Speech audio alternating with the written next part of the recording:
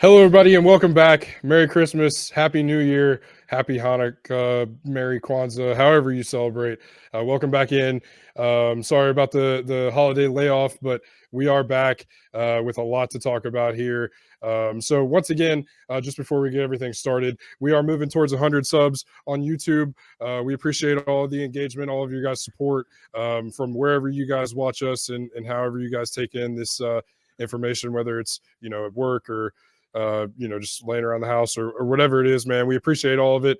Ohio State season obviously didn't end up the way that we wanted it to, the way the Buckeye fans wanted it to, with a 14-3 loss in the Cotton Bowl to Missouri.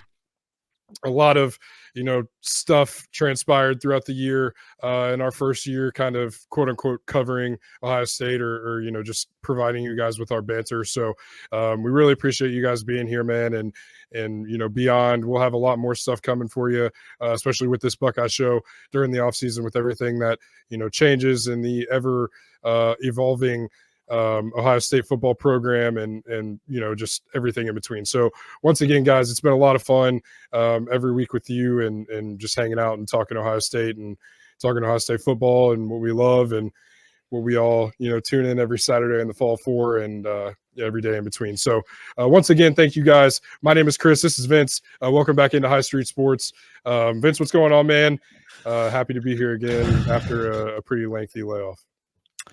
Well, I think Enoch Vahimi had the lowest grade that I've ever seen for pass blocking in the bowl game. That's how it went. Offensive line stinks, and I hate to beat these guys when they're down, but my goodness, that was an awful way to end your season. And I think most of it rests solely on the offensive line and their inability to block and created some injuries, most notably to Devin Brown. But happy that everybody's back and ready to get into it. So what do you want to tackle first? Do we want to talk about how awful the offensive line was? Yeah, I mean, it was just for the second year in a row, Ohio State starts the season 11-0 with a chance to beat the rival and go to a college football playoff. For the second year in a row, they have not done that and have lost the final two games of the season. And we talked during the game, and I have my opinions on how that went, and everybody kind of has drawn their own conclusion. And we were going to record yesterday, but we decided we needed another day to kind of gather our thoughts completely before we got in here and put this out. So, I mean, I've had a little bit to think about it, and I'm not ready to rake Ryan Day over the coals, like a lot of people are doing yet. However, I think it is. I've seen it on Twitter. I've seen it, in a couple of different spaces. I think everybody has kind of come to the conclusion that this is a make it or break it year coming up for Ryan Day.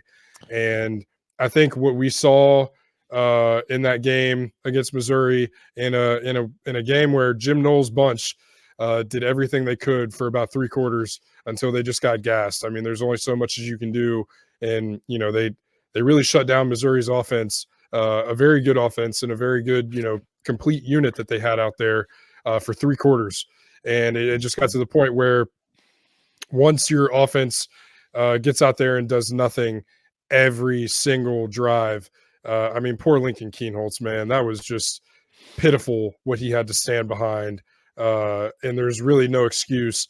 And, that to me, in an offensive line that seemed to have progressed throughout the year, slowly but surely. And, they faced some pretty good offensive lines. Defensive lines. They didn't really look that bad against Michigan for the most part. And Michigan, I think, had a better defensive line than what Missouri had. And, well, that could be up for debate. I don't know about that. However, Michigan had a very formidable defensive line. And, there were free runners on almost every single play at the quarterback, whether it was Devin Brown in the beginning or Lincoln Kienholz throughout the game. So I think, it was an absolutely heartbreaking performance on offense. I don't think I've ever seen anything like it out of an Ohio State team. Um, and I will say though, you can't. For one, I think if Devin Brown were to have finished out that game, I think you would have taken some hits, no doubt. But I definitely think that the offense would have looked a little bit different. I think they would have been able to put up a little bit more points than they, obviously than the 3 that they were able to. But man, for everybody that's hammering Lincoln Kienholz, and I usually don't do it, but I responded to a few idiots on Twitter in the first half of that game, and then I just got off and said screw it and left everybody alone. But I mean, you cannot. There was no way that anybody can draw a conclusion on what Lincoln Kienholz is as a quarterback. He was able to have a couple, nice little scrambles. He made a couple of, 1 or 2 pretty decent throws when he had enough time. It got to the point where, and and again, there's a lot that goes into playing a football game and preparing to play a team, like Missouri, who is again a very good SEC opponent. But even with the offense looking the way that they looked in that game, Missouri was not the better team in that game. Ohio State was the better team in that game.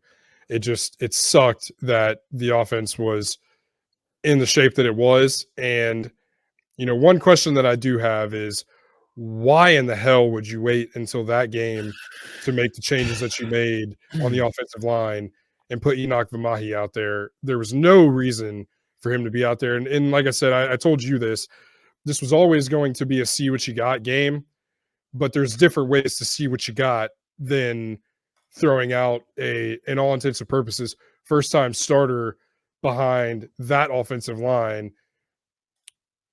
Now, Carson Hinsman did not have a great season as a center at Ohio State, and I think that, everybody would admit that. But to move around the pieces that you moved and to basically put a gigantic hole on the right side of the offensive line was inexcusable, in my opinion. Jimmy Simmons seemed to have taken several steps back in the month off. And in that game, I mean, he looked awful. And, like I said, it was complete Jekyll and Hyde out of that offensive line. It was basically a non-performance. And I think that outside of Parker Fleming, who is the obvious guy that needs to be kicked to the curb, which it is now 12-16 on December 31st, and Parker Fleming still has a job at Ohio State, and I'm really not sure why. And now I think the second guy that needs to be in question here, maybe third behind Corey Dennis, and we'll get to that in a little bit, is Justin Fry. And I think, this experiment needs to probably come to an end if it are, and that's, again, my opinion there. He has not really shown the ability to recruit at a high level. He has not shown the ability to develop an offensive line at an adequate level at Ohio State. And that's just something with the resources that we have as a program and the things that we are capable of at Ohio State. That to me is inexcusable. So I think, before we write Ryan Day off at the moment, which is, again, like I said, something that I don't think it needs to happen right now. I think this year is a make it or break it year for Ryan Day, but he has got to figure out some things on the coaching staff, and it needs to happen rather quickly. And, those things that we saw, a punter entered the transfer portal, which I didn't think was a thing, but here we are. He had a good bowl game for the most part, punting from his goal line for the majority of. So, I mean, that was a strange situation, but the offensive line, to me, it's inexcusable. You cannot put that product on the field at Ohio State, period. Yeah, I think, the performance in the Cotton Bowl kind of really shows the culture of the program these days. I didn't see but one guy who wanted to go out there and fight for his brothers. And that was Cade Stover when he was getting in the offensive line's face to tell them that they need to do better, that they need to play better, they need to focus. And then also hearing the rumors that multiple offensive coaches, more specifically Justin Fry, Brian Hartline, and Corey Dennis, skipped some pregame meetings a couple of days prior to the bowl game to go see a Cole Swindell concert. And to me, what that tells me is that the focus is no longer on football. And at a program like Ohio State, that's just completely unacceptable. And I think that Ryan Day has hired a bunch of guys who continue to get the benefit of the doubt, even though they're not proving it on the field. We still have not talked about or understood what happened the night that Brian Hartline, the night before the spring game, Brian Hartline wrecked his four-wheeler at his house, and good on him for doing it at his house. But at the same time, like, you're an employee of a public company, or not a public company, but a state university that is and should be that is something that should be litigated in the public, and we should understand and know what happened there, because he's a leader of young men and shapes young men. We still don't understand the full facts of that, and nobody seems to care, which tells me that there's a problem within that locker room where accountability is not a thing. And I think that starts with Ryan Day. I agree with you that he has earned himself one more year, but there's no accountability in that room, and they're going to continue to lose like this to teams where Ohio State probably should have beat the brakes off of Missouri. Their offense was absolutely terrible. They barely scored 14 points, and they scored those points when Ohio State's defense was gassed because they're out there for 45 minutes of a 60-minute game. I don't know that to be the exact numbers, by the way, but just about. Yeah, it's just sad to see that at this junction in. I don't know where to go from here other than this coaching staff needs to refocus and figure out what it is that it's going to take to win, because they obviously don't know what it takes right now, because they're not doing enough to do that, to win big games. The last 4 big games that Ryan Day has played in, only one of them has he come close to winning, and that was against Georgia. And that was because he knew that I've lost to Michigan twice, and if I win a national championship, that might save my job for a while, and that team was as good as they are. For Ryan Day to be such a quarterback guru, an offensive guru, to see the dysfunction on offense, and I would actually say that the dysfunction on offense is worse than the 2015 and 2016 teams in this past season. Just,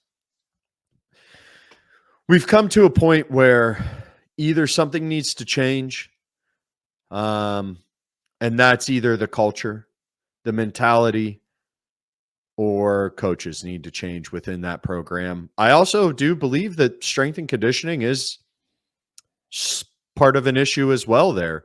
The offensive line was slow, couldn't get off their blocks, couldn't get out of their stance, and you've got guys, defensive linemen, 3 steps into them already and past them at times. Just, a lot of unacceptable things as a program that is supposed to be one of the top 3 in major college football. And if you're going to play like that, like they did last night or 2 nights ago, whatever it was, You're going to end up like Texas and Miami, where you were very good for a long time and now you're a bottom feeder. And Miami is still broken from 2002, 2003, that season. So it takes a long time. I mean, that's 20 years and they still haven't figured out how to fix it. So Ohio State needs to do some soul searching and figure out how to fix it going forward. And I would have loved to come on here and talk about Lincoln Kindholtz and what he can do, or what Carnell Tate or Brandon Inniss or Emeka Ibuka can do next season, but you don't have the foundation there. So how are your playmakers going to make plays if you don't have a foundation there to block for them? Yeah, I mean, and that's where I'm saying, like, I think Justin Fry has some major questions to answer, and I think that to me at this point, Justin Fry and Corey Dennis are the two pieces on the offense that really, in my mind, could go and maybe should go. And I think there are some questions. I'm not necessarily as worried about Brian Hartline as some people are, and you raise a good few points there with the incident that happened last spring, and then obviously this whatever mishap with this Cole Swindell thing. But for Corey Dennis, it's inexcusable, and it's a there hasn't really been proof that Corey Dennis is valuable to the program. And, a lot of those guys, Justin Fields, Dwayne Haskins, and CJ Stroud all shouted him out. And, they've all given praise to Corey Dennis at times. But, I think in the space that Corey Dennis was, elevated at Ohio State, and when Ryan Day, before he turned into what he is now at Ohio State, Ryan Day was the quarterback's coach. And, there hasn't been, to me, much proof in the value of having Corey Dennis at Ohio State. And I think what it really boils down to is Ohio State needs to move on and hire a real quarterbacks coach, and somebody that can come in and really help Ryan in developing these quarterbacks. And again, to your point, it's hard to look at what was on that offensive line. And, obviously we have Luke Montgomery waiting, and Josh Padilla and a couple other guys. But when you look at the offensive line and the way they performed, it's hard to get excited about it when they've performed under Justin Fry the way that they have the last 2 years. And so, again, we've said on here that Studrawa didn't do any favors to Ohio State the way he left that offensive line. But Justin Fry was supposed to be the guy to come in and fix it. And 2 years later, and after that bowl game, which was the worst offensive line performance that I've ever seen in my time watching Ohio State, that left a lot more questions than it did answers. And, you can have a beast in Devin Brown. You can have a beast in Lincoln Kienholz. You can have a beast in Aaron Noland, or insert whatever portal name comes to Columbus here. But if they're going to be behind that heaping pile of dog shit, then none of it matters. And we can have Jeremiah Smith. We can have Mylan Graham. We can have Emeka come back. We can have Carnell Tate, Brandon Inniss, insert whatever name you want in that receiver room. TreVeyon Henderson can come back. But if that offensive line doesn't get fixed, nothing will get fixed for Ohio State. And so, it's you're right. Ryan needs to either change the way that the Woody is running, or change the coaches that are in it. And to me, those are the two offensive coaches that really are under the biggest microscope, in my opinion. And I mentioned it a couple weeks ago too. Like, for all that Urban was, for if you love Urban, if you hate Urban, whatever your opinion of Urban is yours. But there's no denying the edge that Ohio State had when Urban was here. That was a team that didn't give a shit what the outside said, didn't care. In a couple of Ohio State podcasts have talked about it.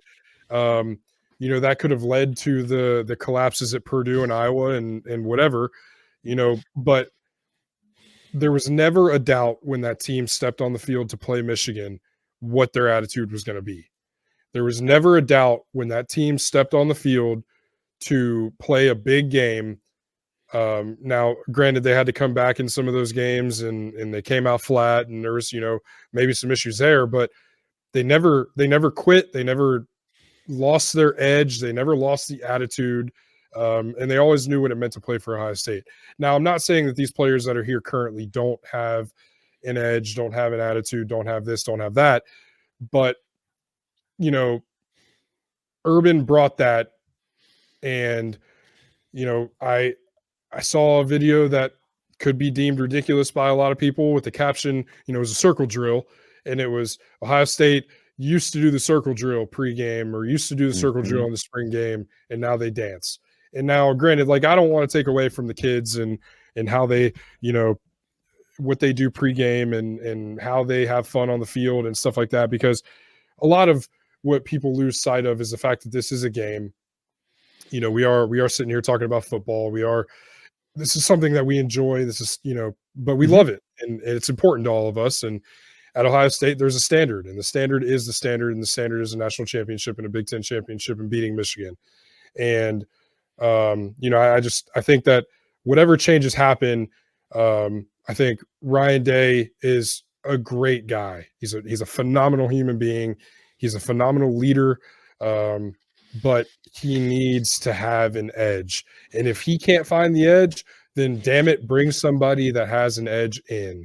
And I think a lot of things that people talk about with programs getting stale and things like that, like, I think a big piece of Ryan Day able to, keep some semblance of the Urban Meyer era was Mick Marotti and Mark Pantoni and some of those foundation guys. And I think Mark Pantoni still has huge value for Ohio State. And I'm not saying that Mick Marotti doesn't, but at a certain point, you've got to find a way to keep that edge, keep that energy throughout the offseason, and keep up some of those things that made Ohio State great for so long. And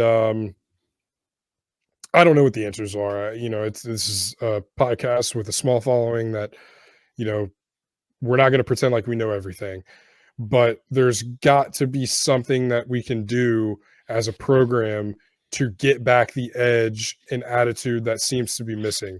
And I go back to that timeout where Cade Stover absolutely lit into the offensive line. And, what is this team going to look like next year when he's not there? And that to me is a little bit scary, like, well, yeah. Cade was the heart. Cade was the heart and soul of the offense. And I think to that point, let me stop you right there real quick. To that point, Cade Stover and Xavier Johnson were the two offensive captains. No one else was an underclassman and a captain this season. They went from having how many captains the previous year? I wasn't Matthew Jones a captain the previous year too, and he's not a captain this year. And Taraja Mitchell was a captain as an underclassman. Yeah, so it goes to show you that there's either a lack of leadership development or they're not recruiting guys that have that alpha mentality to be leaders in the room. I saw it with Devin Brown, and it sucks that he got hurt, but you could tell the whole time, every single time they cut over to him prior to Lincoln going out there and it really being sealed that Lincoln was going to be the guy for the rest of the game, you could tell on his face he was pissed because all he wanted to do was go out there and compete. I didn't see that from anyone else. Everybody else just kind of went about their day and went through the motions. Another guy that I saw like that, number 51, Mike Hall. There was multiple plays in the second half where he was just, I'll get there when I get there. And I get it. You're getting your ass beat by a Missouri team that shouldn't, but no one pushed back. No one fought. No one Us being Blue Jackets fans, we see this quite a bit anyway. And so that's why it frustrates me, I think, the most is seeing it from one sport to another, especially with a team that has never struggled like this. It is something that you can tell that in the locker room, there is no focus on getting in somebody's face and dominating them physically and mentally. They're not doing that. Mhm. So carry on with your Cade Stover talk. Sorry No, for the I interruption know. there. I was to the end of it there, but I mean, again, like that brings up another point though. Like, there's been a lot of people that have a lot of former players on Twitter have made comments of the Woody almost being run like a country club now, and that to me, man, like you can't, like, if it's Ohio State, it's the Scarlet and Gray, it's the Silver Bullets, and by the way, the Bullets played their fucking ass off as much as they could in that game. So shout out to the Bullets. But you if you can't walk through that facility, I mean, shit, in the lobby is where all the damn trophies are. If you can't walk through that facility and understand the history, who's been there before you, and what legacy you want to leave, like, again, like, shout out to Marv. I don't knock his decision to not play in that game one bit. I don't. Why would you? Why would Right. you want to play in that? Why would you want to play in that game? Seriously. And that is a question. And you're going to be a top 3 pick in the NFL draft. Like, you have completely earned the right to make that decision for yourself. But I think, I don't know. I don't know what needs to be done, and I don't know how it gets fixed in a manner that will, show up next year in a strong way. But there were some strong points in the post-game show on the podcast. The point was made that there have been bungles like this in bowl games and seasons that have followed that have been very successful. But the point was also made that Urban drew a line in the sand after that drubbing against Clemson. He drew a line in the sand and said, this offense is going to change and I'm going to make it happen.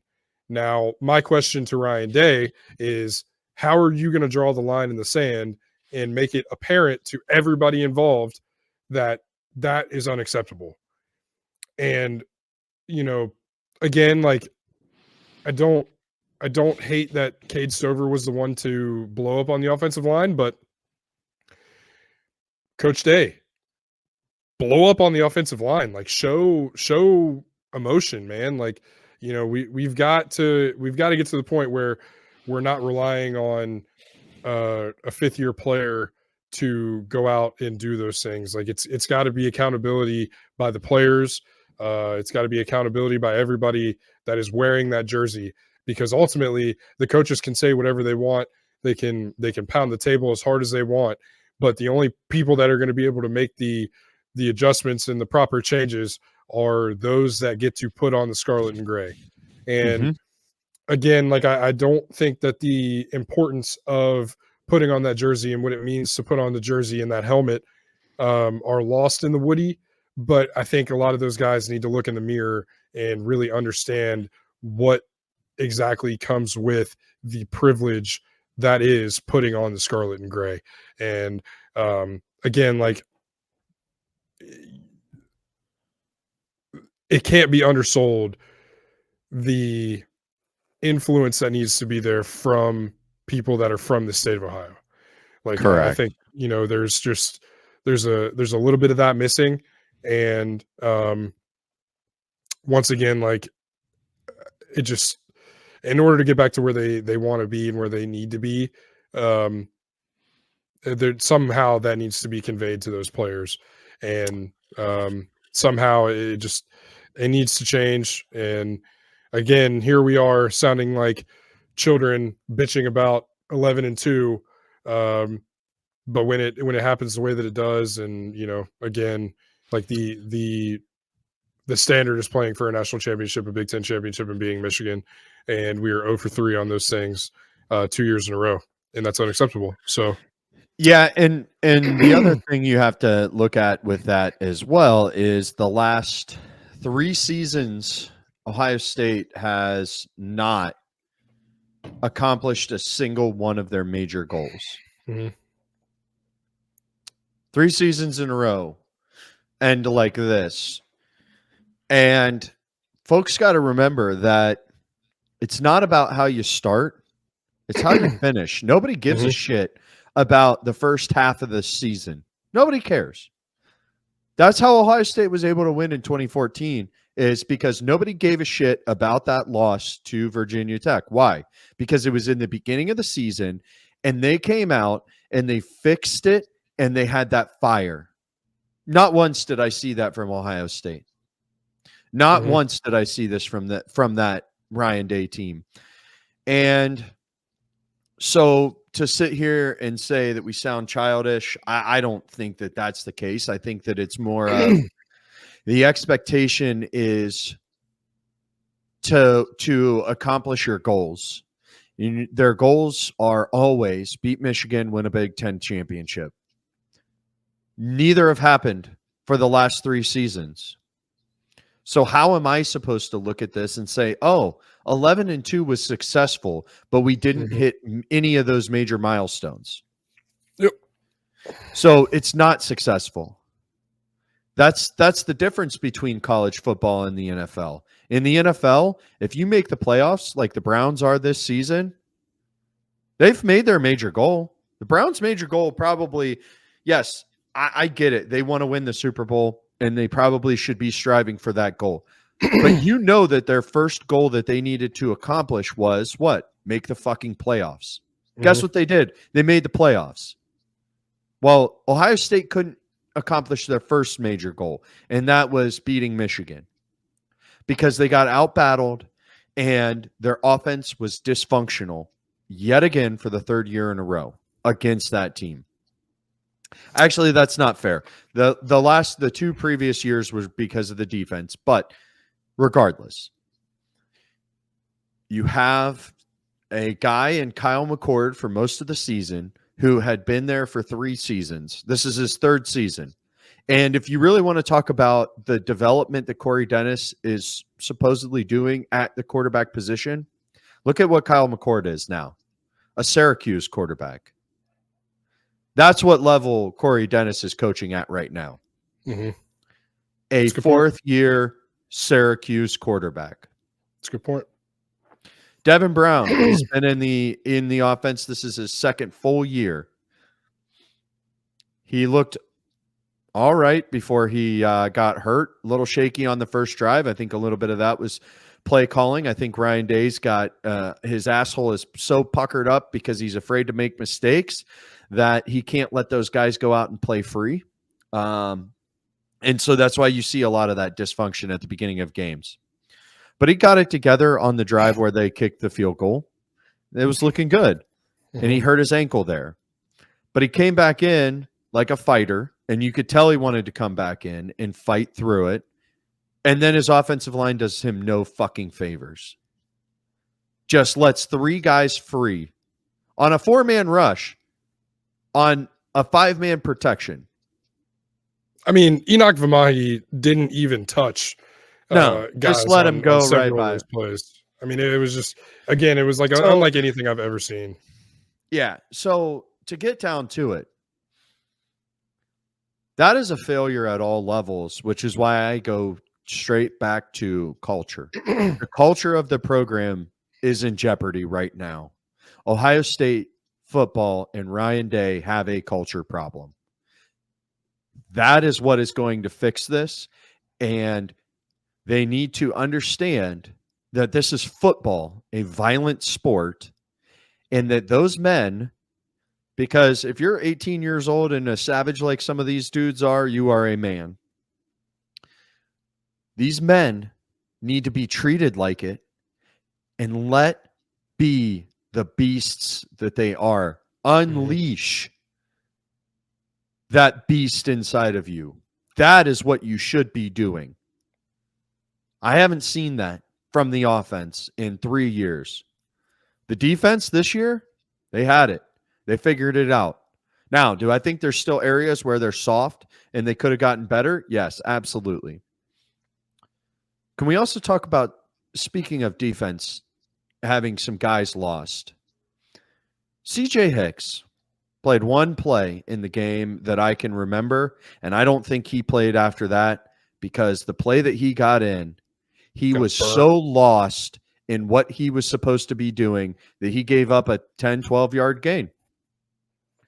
How are you, a 5-star all-everything linebacker, that is so underprepared that the play that you get to come into the game, you have no clue where you're supposed to be, don't know what you're supposed to be doing at all? That is 100% on the coaching staff. All of these failures are on the coaching staff, period, the end. I think that these guys are playing their hearts out. I don't think that they're playing with the aggression that they need to be, but that's on the coaching staff to instill that. I love that Ryan Day focuses on mental health, but he also needs to understand that you need some guys that have some borderline mental health problems to win in this game. And if you're not going to do that, and if you're not willing to understand that these guys have to be treated like savages to win, then you're not going to win here. And it's time to pack your bags, buddy. But I don't think it's time for him to go. Not yet. Give him one more season to see how it goes. But if you do not hit any of your major goals next season, you can kiss your ass goodbye. Period. The end. Yeah, and you know, this conference got better, by the way. Let's not forget that. Like there's 4 teams, well, 3 teams coming in, 2 teams that are coming in from the Pacific Northwest that are very good teams. UCLA and USC are USC. Did you see that USC quarterback come in the bowl game and played like he should have the whole time? Yeah, shows you that Lincoln Riley actually got that guy prepared, though. Yeah, but they don't. Their defense is horrible. They can't stop a nosebleed. Well, that's because Alex Grinch fucked that up for 2 seasons. They'll get back to what they need to be. I guarantee you that. Remains to be seen. Just wait until they hire Jim Knowles away from Ohio State. Jim Knowles ain't leaving. Well, I mean, Lincoln Riley just wants Ohio State, defensive guys. So first Alex Grinch, then maybe Jim Knowles. But I don't think Jim Knowles is going anywhere. No, I think Duke was the only spot that he was going to land at, and that was taken by someone else. I can't remember who got that. But Manny Diaz. Yeah, which that's going to be a disaster. I mean, you saw what it was at Miami for him. Anyways, they need to understand that the conference got better, and so you're gonna play teams that are gonna want to come in and make a statement next year. So next year is a very important year for Ohio State, and it is for Ryan Day as well. And so there's a point that I wanted to make when you were in your last little diatribe there is that I think a lot of what has happened to Ohio State is a direct result of coaching, like you said. And you recruit at a clip that Ohio State recruits at, and so once all that stuff happens, and then you get the results on the field that you're getting, that to me is a result of coaching.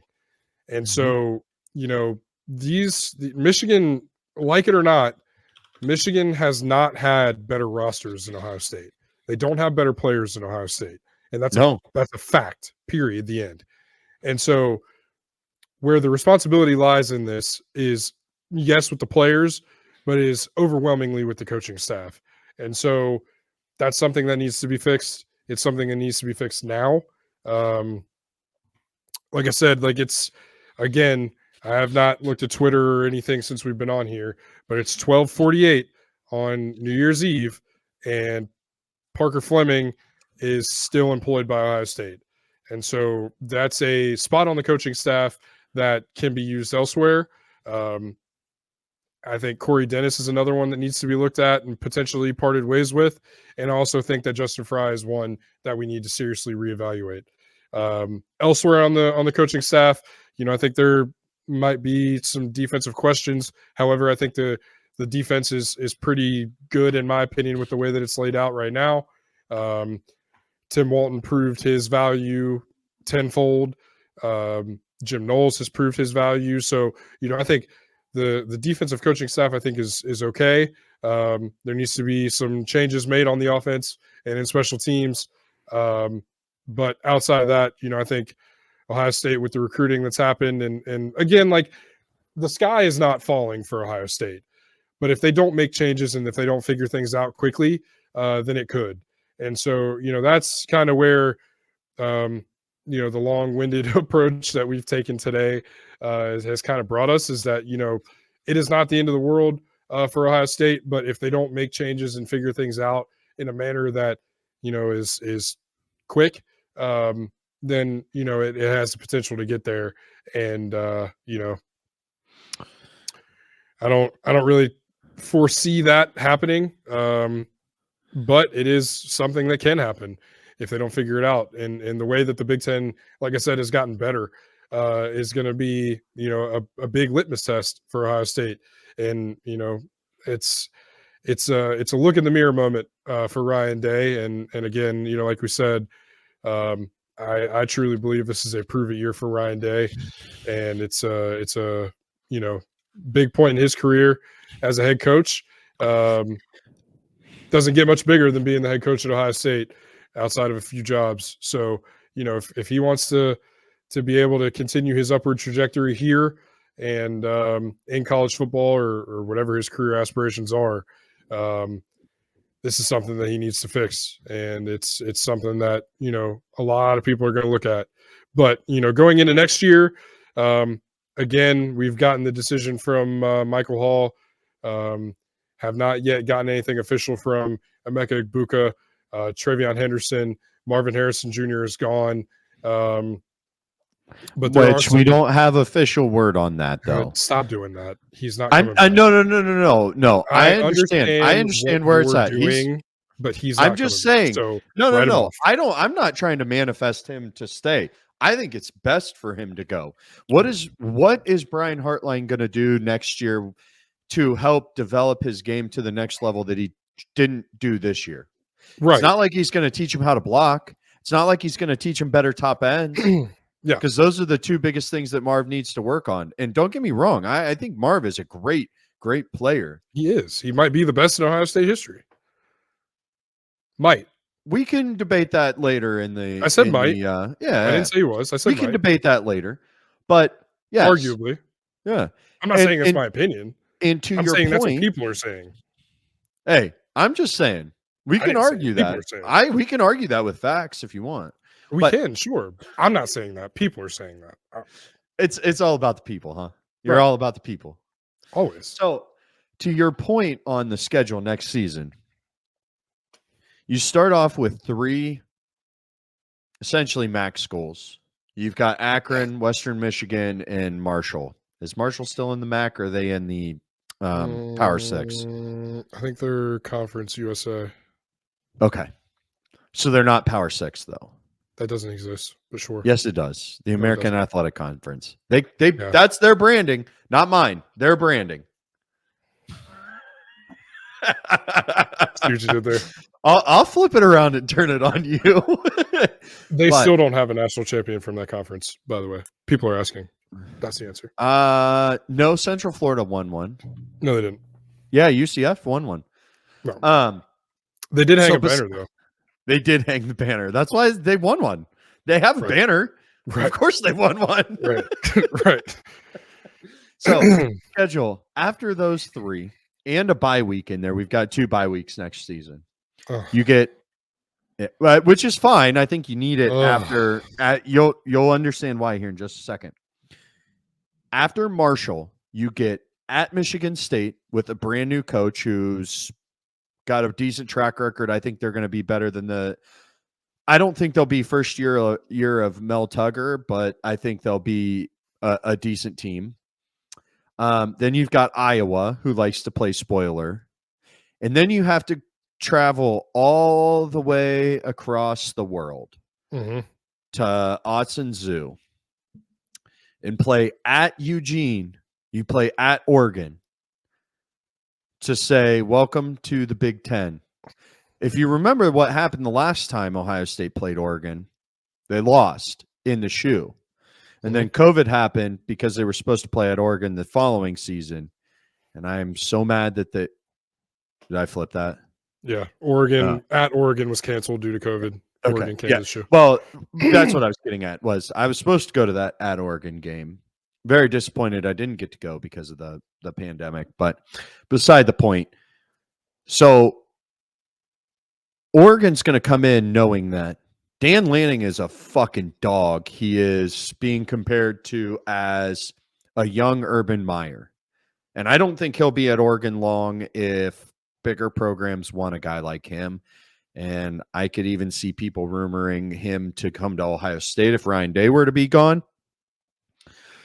With all that being said, Oregon's going to be a damn good team yet next year.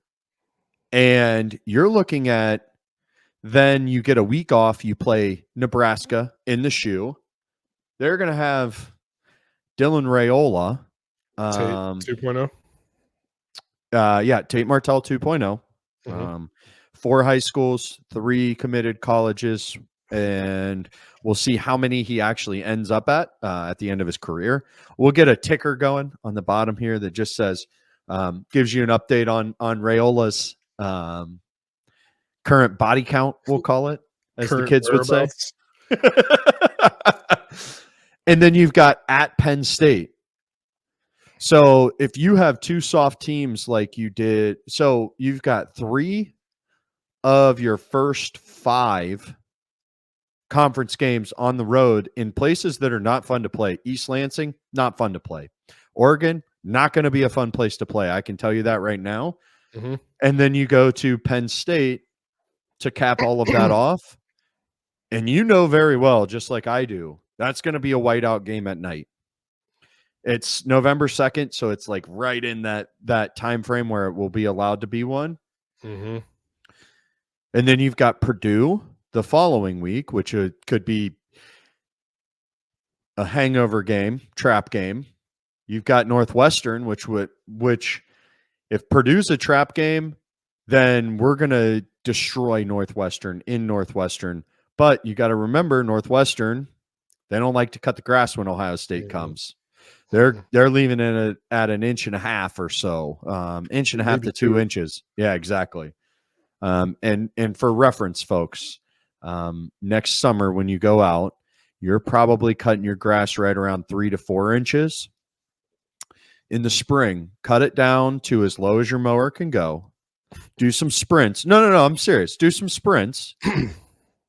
And then in the summer later, retime yourself. Don't do anything to improve your speed or anything like that in between. We're not playing that game. Or just do 2 strips right next to each other so it's a good scientific test. And see what it's like to run in that 3-4 inch grass compared to the 1 inch grass or however low your mower can go. And you'll understand what we're getting at here. I know that some teams soak the field, others just don't cut it. Exactly. Well, they also soak the field too. And then you get Indiana before the game. In the game, Ohio State better be ready for that one because if it's 4 in a row, it's at home. I think you're going to see couches on fire in the streets of Columbus. And Ryan Day his house might get burned down. I don't condone that, by the way. I don't condone that by any stretch of the imagination. We're not doing that. However, if they, we'll save some of that projection for July. Look, I'm just saying things stay the same. That's what you're looking at. And if things end up like this season, you're going to have 1, 2, potentially 3 losses next season. Oregon, Penn State, or Michigan State, and Michigan. Yeah, and Michigan State has added a quarterback in the portal who they're excited about, and a new head coach, as you mentioned. So, I mean, the more things change in the Big Ten, the more they stay the same, and the more they change, the more difficult it's getting, and that just, that is what it is. And so again, like I'm not by any means saying, or I don't think either of us are by any means saying that Ohio State has fallen in the ranks of the Big Ten. But what we're saying is things need to change or they will. And so, this is an important offseason for Ohio State, as important of an offseason as, I think any of us can remember in our lifetime. So, there's sweeping changes that might need to be made on offense, and, throughout the program, and we'll see what happens and what road Ohio State chooses to take there, what road Ryan Day chooses to take there. And obviously, man, I mean, again, like it's these kids and coaches are human. So this is going to take, a couple days to really kind of regroup and get your last, announcements in as far as who's going to come back next year, who's going to be out, and what portal decisions that they're going to make going forward. Will they revisit the idea of adding a quarterback? I think they might. I think they probably maybe should. So we'll see what happens there.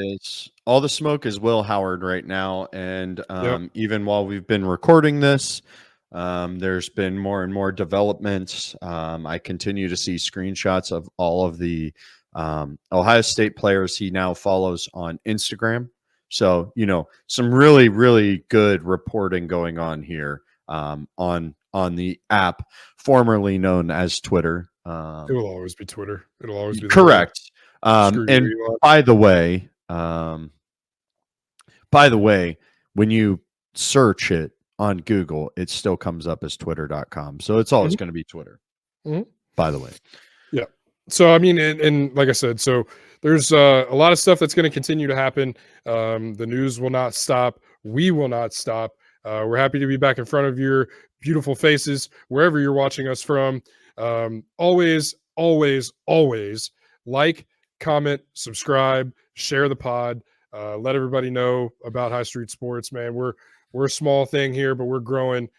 We would love to have you guys along for the ride as long as we're here. So again, Merry Christmas, Happy New Year from High Street Sports. We're appreciative of all of you guys.